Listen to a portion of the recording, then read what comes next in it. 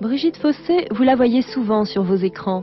Mais qu'est devenu Georges Poujouli, le petit garçon qui jouait à ses côtés en 1952 dans Jeux interdits et que René Clément avait découvert par hasard dans une colonie de vacances? Au début, il y avait à peu près une trentaine de petits garçons, puis il y en a eu 15, puis il y en a eu 2, puis il y en a eu 1. Et puis voilà. Qu'est-ce que ça a changé dans votre vie, Jeux interdits? Moi, je suis issu d'un milieu ouvrier. C'était pas rose tous les jours. Et bon, le cinéma paye quand même, paie bien. Et je veux dire, alors, ça a permis en plus à ce que ma mère arrête de travailler, puisse élever normalement mes demi-sœurs. Et ça a amené de l'argent, ça a amené du confort. Georges Poujouli. Oui. Est-ce que dans la vie de tous les jours, vous jouez d'un autre instrument que l'électrophone? Après, ça s'est un petit peu désagrégé parce que ma mère dépensait absolument tout. Sans, enfin, j'allais dire sans justificatif. Je n'avais pas à lui en demander, mais elle a absolument tout dépensé. Alors je pense que là, elle a dû être aidée par quelqu'un, mais enfin ça c'est une autre histoire. Ce qui fait que pratiquement ma majorité, moi je me suis retrouvé sans rien. Si vos cachets avaient été bloqués, vous auriez été millionnaire à votre majorité? Ah, je pense qu'il y aurait une Rolls à la porte là. Là c'est la fin du film. C'est la fin du film.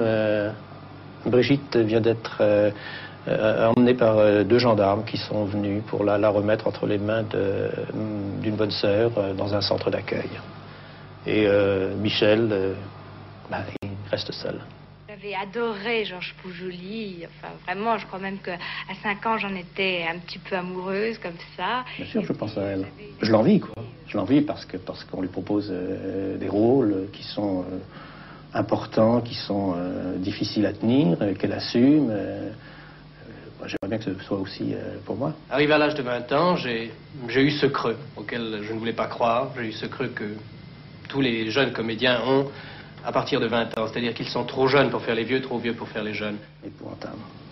Mais pas un coup de téléphone, rien. Et là, on se dit, mais qu'est-ce qui se passe? C'est là où on se remet en question et on se dit, bon, ben voilà, c'est terminé. J'ai plus de talent, j'ai plus rien, on veut plus de moi, quoi. Et là, on a des doutes. Mais les plateaux me manquent. Les plateaux me manquent, que ce soit de télévision, que ce soit de cinéma. Quand il vous arrive d'être sur un plateau de tournage, quelles sont les images qui vous viennent à l'esprit? Alors là, c'est moi qui vais le dire. C'est un retour à Jeux interdits. C'est-à-dire que je revois tout ça. Je revois la préparation d'un plateau, la préparation des lumières, la mise en place. Et c'est vraiment une référence à ça. Et puis, moi, je fais énormément de doublage de films. Donc, il m'arrive d'aller très souvent à Épinay, qui sont des anciens studios. Il y a des plateaux qui sont vides. Et là, c'est le fait qu'il soit vide, mais je m'arrête. Je m'arrête et je regarde ça. C'est vide, il n'y a plus personne, il n'y a plus ces bruits, il n'y a plus ces cris, il n'y a plus silence, moteur, il n'y a plus ça. Et puis il y a surtout, c'est un endroit sur lequel je ne suis plus, quoi. Si on vous proposait un rôle aujourd'hui, vous l'accepteriez? Oh, ben j'y cours. Ça, alors là, comme ça.